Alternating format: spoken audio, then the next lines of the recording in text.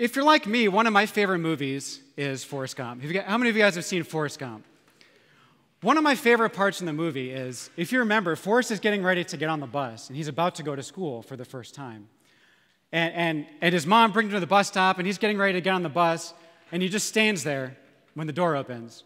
And there's a bus driver in there. She's got a little cigarette hanging out of her mouth, and she says, "This is the bus to school. Are you going to get on or ain't you?" And Forrest takes a minute, and like every good kid should, doesn't want to get on the bus with strangers. And so I want to, maybe some of you are like Forrest, and you're like, all right, Scott, who is this random guy that you grabbed to come off the street to preach this morning? So if you're like that, I want to take a minute and just a quick second to introduce myself. My name is Chris Ruprecht. I have a wife, Jessica, 3 beautiful daughters. I grew up right here in Mentor. Graduated from Mentor High School some years ago. We won't say how many. And when I was in high school, I felt like God was calling me to enter the ministry.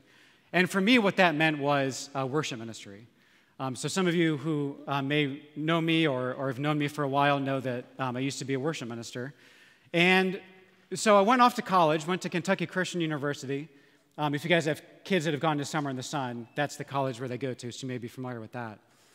And so majored in music, met Jessica, and then we went off to Illinois, where I did some graduate work, and we served full-time at a church out there. And then one day, actually, it was September 11th in 2008, I get a random call on my phone from a 216 number. And back then, when you got a call, it usually was actually a person that was trying to call you, right? It wasn't like some robot trying to dial your number that looked like yours. And so I picked up the phone, and it happened to be some random bald guy with a penchant for Bon Jovi and Kiss. And he said, "Hi, my name is Scott Pugh. I know you have no idea who I am, but I got your name from a friend, and we're getting ready to plant a church in Cleveland on the east side in South Euclid called Velocity Church. And I was wondering if you had any interest at all in coming and being a part of that and helping us get Velocity off the ground." So one thing led to another. Jess and I flew back home, and we met with Scott, and that was that. So in December of 2008, we moved back. I remember because it was a blizzard at the time. And we were part of the wonderful whirlwind that was helping Velocity launch off the ground. Now, I always pictured something like Velocity as this, man, this is my dream job, right? We had a heart for church planting, and we loved Cleveland. We really wanted to see churches that were reaching people be planted right here in Cleveland. And so for us, it was kind of a dream opportunity. But what I found is that about 2 years in, things were going great. You know, people's lives were being changed. The original band was, me and Jessica, and that had grown to, to a couple different teams, and we had small groups going, and things were going really, really well. But there was just something that I wasn't content. I wasn't sure why. And one day we were in the office, and Scott said, "Hey, man, what's going on?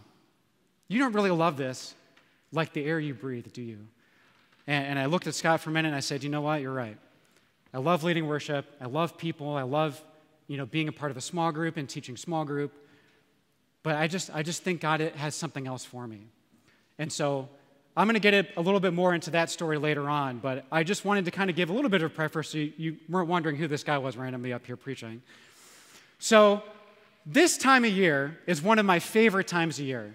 And maybe a lot of you are like that too. You love Christmas and the lights and the food and the warmth. And, I love to make a fire and get cozy and, get a cup of tea at night and settle in. But one thing I like, I think just as much as Christmas, if not maybe even a little bit more, is this time in between Christmas and New Year's. Now, why do I say that?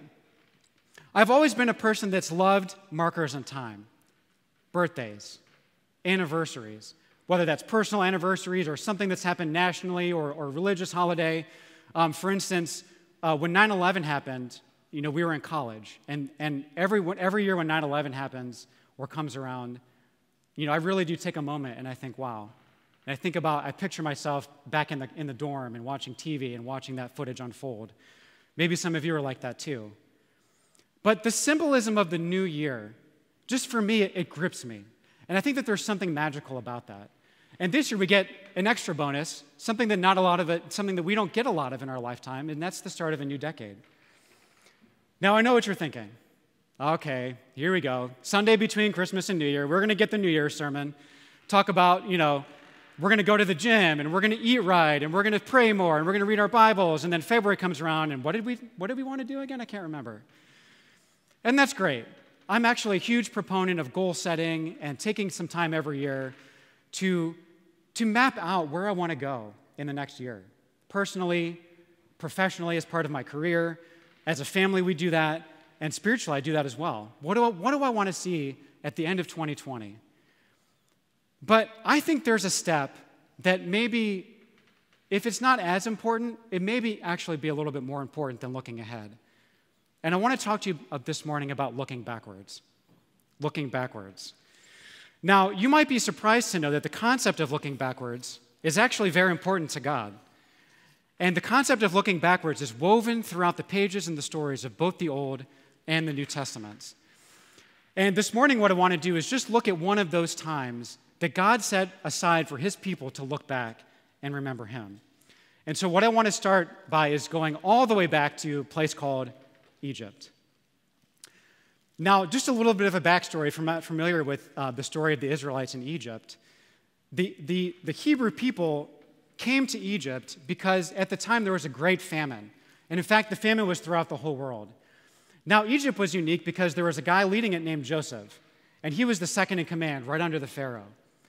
And amazing about Joseph is he was a great manager, and he foresaw the famine, and he had the foresight to gather up all this food and all these supplies as a big storehouse for when the famine came. And so during these famine years, people came from all over the world to come to Egypt to buy grain and to buy food, and it was really an amazing thing. Now, the interesting thing about Joseph is that he was a Hebrew. In fact, his father's name was Jacob, a.k.a. Israel. Now, because of Joseph's work in Egypt and what he did and how important he was to Pharaoh, the Pharaoh held the Hebrew people in high regard. And so they were treated with respect. They were treated just the same as the Egyptian people. What happened, though, slowly over time, is that Pharaoh died and Joseph died. And the people that remembered Joseph and what he had done passed away. And so as time went on and decades passed and even centuries passed, nobody remembered how important Joseph was to Egypt. And what happened was the Hebrew people kept multiplying and multiplying and multiplying and multiplying. And so one day the Pharaoh woke up and said, oh my gosh, these Hebrew people, there's so many of them. What if they decided one day they were going to rise up against me? We can't have that. And so he did what I guess any leader would do at the time. He indentured the Hebrew people as slaves. And he said, I'm going to build my empire on your backs. And this just kept getting worse and worse and worse. And as you can imagine, the Hebrew people they were distraught. They were like, what is happening? God, what about the promises you made for us? And they started to cry out to God and say, God, why aren't you delivering us from this? This is a horrible life. And for 400 years, God was silent. And the Israelites kept getting treated worse and worse. Until this happened. Look at Exodus 2, verse 24. It says, God heard their groaning, and he remembered his covenant with Abraham, with Isaac, and with Jacob, which, as you remember, was Joseph's father. Now, make no mistake, it wasn't like God forgot about what he had promised. And one day he was like, oh, that's right. I promised them that they were going to have this great life and go into the promised land, and they were going to be a great nation. Now I remember. No, what that refers to is that is the moment where God said, I've had enough. And he started to set in motion the events that would lead to the deliverance of the Hebrew people. And what that looked like is that God rose up this man named Moses. And he had Moses go to Pharaoh and say, you need to let my people go. You cannot keep indenturing us and treating us like this as your slaves. And as you can imagine, Pharaoh said no. In fact, he said no 10 times.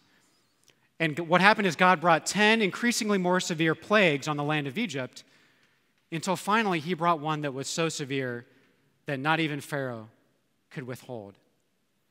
What he was going to do is he was going to send an angel of death.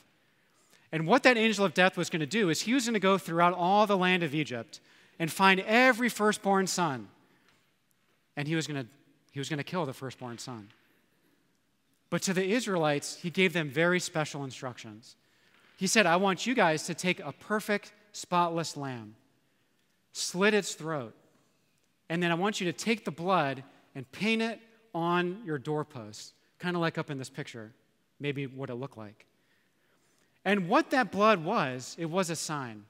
It was a sign for the angel of death to pass over that house and leave the firstborn sons unharmed, which is why we call that the Passover. Now, when this last plague came to pass, Pharaoh gave in, and he let the Hebrew people go. But shortly after they went, Pharaoh said to himself, what have I done? I had this huge labor force of millions of people that were doing my bidding, and I just let them go? No. And so he gathered his army, and he gathered his chariots, and they went after the Israelites, and they said, we're not letting this happen. And they pursued them all the way to this huge body of water called the Red Sea. And what happened was God parted the waters of that Red Sea and allowed the Israelites to pass through. And when the walls of water came back down, the Israelites were destroyed. Now, that's a little bit of a Reader's Digest version. But what happened was he delivered the Israelites from the hands of the Egyptians. And when they got to the other side, you can imagine what they did. They were celebrating, and they were singing songs, and they were dancing, and they were feasting. And God gave them some very peculiar instructions. Look at what God told them in Exodus 12. This is a day you are to commemorate. For the generations to come, you shall celebrate it as a festival to the Lord, a lasting ordinance. Celebrate the festival of unleavened bread, or the Passover, because it was on this very day that I brought your divisions out of Egypt. Celebrate this day as a lasting ordinance for the generations to come. In the first month, you are to eat bread made without yeast, from the evening of the 14th day until the evening of the 21st day. For 7 days, no yeast is to be found in your houses, and anyone, whether foreigner or native born, who eats anything with yeast in it must be cut off from the community of Israel. Eat nothing made with yeast. Wherever you live, you must eat unleavened bread. This observance will be for you like a sign on your hand and a reminder on your forehead that this law of the Lord is to be on your lips.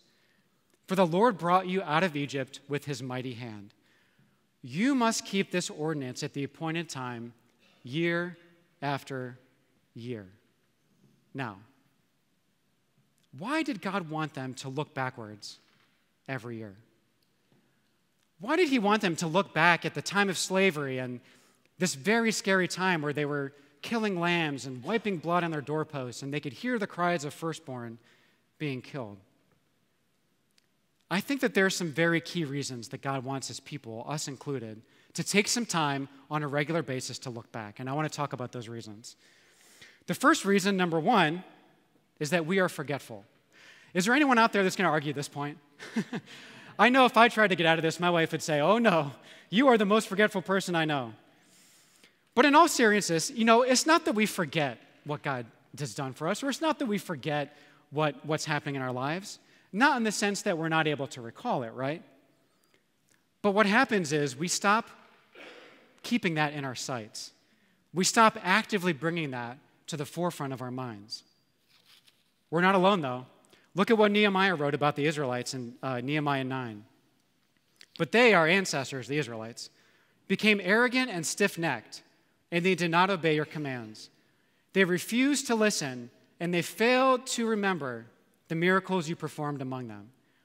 They became stiff-necked, and in their rebellion appointed a leader in order to return to their slavery. Did you catch that?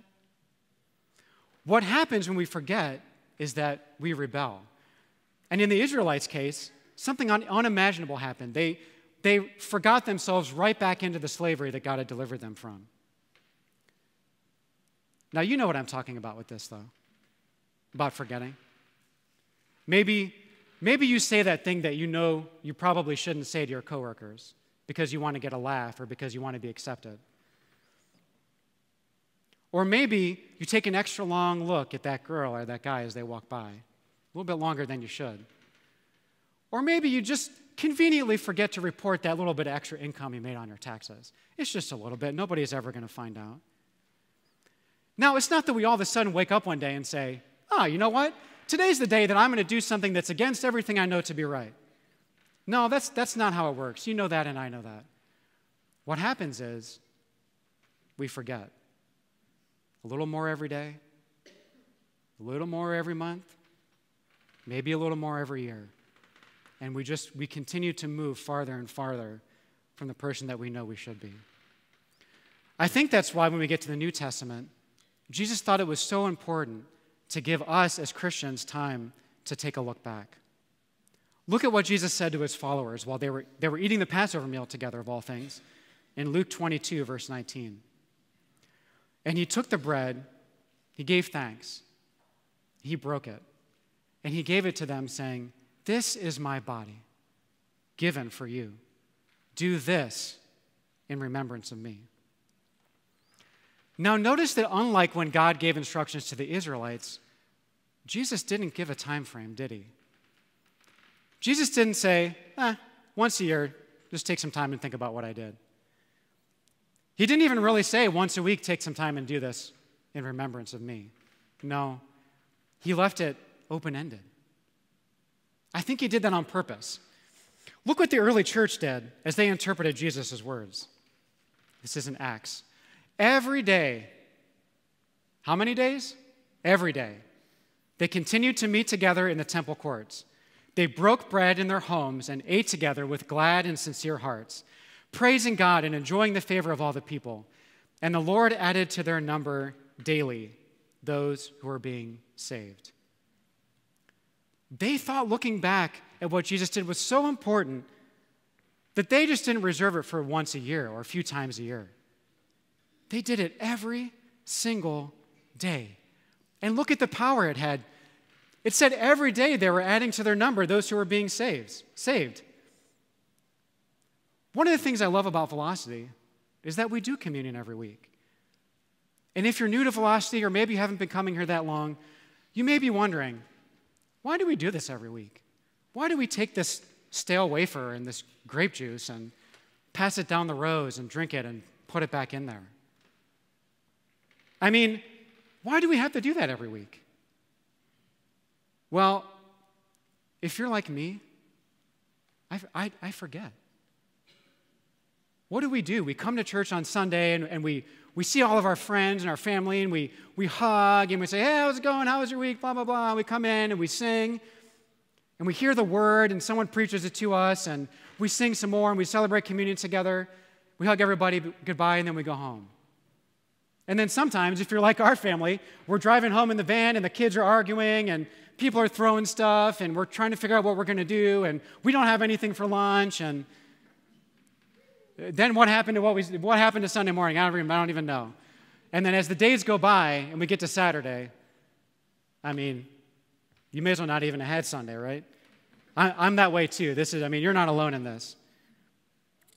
But we take time every week to look back and to say, you know what? No, we're going to recenter. We're going to take some time as a church family to gather and to look back. And I think that our time celebrating communion, if you think about it, is something that makes the church very unique. I mean, if you wanted to go hear a podcast or hear someone talk to you, I mean, how many ways are there to do that these days? You can jump on a podcast. You can go hear a lecture. You can go on YouTube and watch a TED Talk. I mean, you can have access to people talking to you all day long if you want to. Or what about singing? I mean, do you guys like to go to concerts and sing songs? You can do that anytime you want, right? You can head down to Blossom, or you can go to the Rocket Mortgage Q Gund Arena and see a concert, and right? You can sing together, and you can get into it, and you can love it. But those places don't offer communion, do they? That is part of our identity. That's part of who we are as followers of Jesus, is that we take time every week to look back and say, yeah, that's the reason why we do this every week, because of what Jesus did for us. And that brings me to the second reason why looking back is so important. Looking back reminds us of who we are. Now, how does this happen? How does looking back remind us of who we are? I think a lot of us do this subconsciously, right? We compare our current selves or our current situations to where we were. or even maybe to where we want to be. And so what the tendency we have is to look back, and we look at ourselves maybe in judgment. And we either do one of two things. We look back and say, man, if only I had done this differently, then I would be here. Or we say, man, I can't believe I was so immature that I would do that or that I would think that. Or we do the flip side. We say, wow, I used to be a lot closer to God than I used to be. What's happened? And so we take a time to look back, but we do it in a negative light. But what if we look back and we saw how far we've come? Or what if we look back and we saw what God was doing in our lives, or how He's been present with us over the past year, 2 years, 5 years, 10 years? Now, I know for me that there's been some really pivotal moments in my life that I've had to take stock and I've had to look back. And I mentioned that Jess and I came and we helped start a Velocity, and then 2 years in, we were wondering what was happening, what was going on. And when Scott said that to me, I thought, man, what do I want to do? Who am I? And what happened was I went out with a friend of mine one night, and he said, well, what else have you wanted to do? I mean, there must have been something that you liked from back in the day that you maybe want to do that's not worship ministry. And so I took a look back and I thought, all right, I wanted to be a professional baseball player. Maybe I should do that. And then I remembered that I was 28 at the time and wasn't particularly that great at baseball anymore, so that was out. But I looked back and I thought, you know what? I've always loved people. I've always loved caring for people. That's what led me to ministry. And you know what? I was really, really good at science. Really good at science. And at one point, before I decided to go into ministry, I wanted to be a doctor. And so I looked back and I took stock in who I was and who I really was. And I said, you know what? This is the journey that I'm going to take. And, you know, people thought I was crazy. Boy, what do you mean? You're going to go from ministry to being in medicine? Are you crazy? What are you doing? But you know what? Because I had looked back and saw who I was and I knew who I was, I was confident that it was the right thing. Fast forward 9 years. I've been practicing for 4 years. I have so much peace about where I am and what I'm doing, and I know that it's where I'm supposed to be. And it's because at that moment I took the time to look back and say, who am I? Sometimes we can't see it in the moment. We can't see who we really are because we have to take some time to look back. None of that happens. None of where I am happens without me taking the time to look back. That brings me to the third reason why looking back is so important. Looking backwards helps us move forward. And this is the most important thing that I wanted to talk about today. When we take time to look back, without judgment, not to look back and say, wow, I used to be like that, or, man, I used to be a lot better than I am now. That's not the kind of looking back that I want us to do. And just like me, where if I didn't take time to look backwards without judgment and see who I was, some of you maybe need to take some time to do that as well. Some of you may feel like you're stuck right now. Maybe you're at a crossroads and you're not sure which way to go. Or maybe you feel like you've been stuck and you're spinning your wheels and you, like the Israelites, are saying, where are you, God? I thought you were supposed to be there with me and see me through this, but my life's been nothing but a wreck. It's been nothing but a series of disappointment after disappointment after disappointment. Where are you? Professor and theologian Leland Ryken is one of my favorite authors. He writes this about the biblical understanding of remembrance or looking backwards. The biblical notion of remembrance extends far beyond nostalgic recall. It embraces a comprehensive range of human experiences for the purpose of fully integrating faith and life and for the goal of complete obedience to God. You see, you can't move forward until you've looked back. Looking backwards allows us to faithfully live our lives in the present, faithfully, to look ahead to the future with confidence because we know that God's been with us in the past, hasn't He? Now, friends, New Year's Day. It's on Wednesday, 2020. It's a new decade. Maybe for some of you, it's just another day. Another year passing by, same old thing, stuck in that rut. And I don't know what this last year or this last decade looked like for you. For some, you may feel like there's not much to look back and hang your hat on. Maybe it's hard to look back through the fog and see what God was doing in your life. Or maybe you're not a follower of Jesus. But maybe you've come here, and maybe you're looking for something, for anything that's going to allow next year to be better than the last. I want to encourage you to take some time over the next few days to look back. Not back in judgment. Give yourself some grace. Look back at old journals. That's what I do. Look back at old pictures. You know, you don't have to take out photo albums anymore, right? You can go to Facebook or to Instagram and just kind of, oh yeah, okay, yeah, that was 10 years ago. It's easy, right? You can take back and look who you were. What were you doing? What were some things that you loved? Maybe you don't have anything tangible to look back on. Maybe you're not a journaler. Maybe you don't take pictures. Maybe you're not on social media. Maybe you threw away your old pictures. Take some time. Think about it. Write it down. Look back at what God has done. Look back where you've been. Look back and see how far you've come and what He's done in your life. You can make this next year your best year ever spiritually. It starts with looking back. Let me pray for you this morning. God, we thank you for the vehicles that you've given us to look backwards. God, you've given us the Bible to look back on. You've given us numerous ways: communion, singing, friends, family, journaling. And God, you thought it was so important for us to look back that you commanded the people, even in the Old Testament and the New Testament, to take time out of our busy days, to look back at where you've been working in our lives and what you've done and how faithful you've been to us in the past. And when we're armed with that, we know that we can move forward in confidence, knowing that you are going to be faithful to us in the future.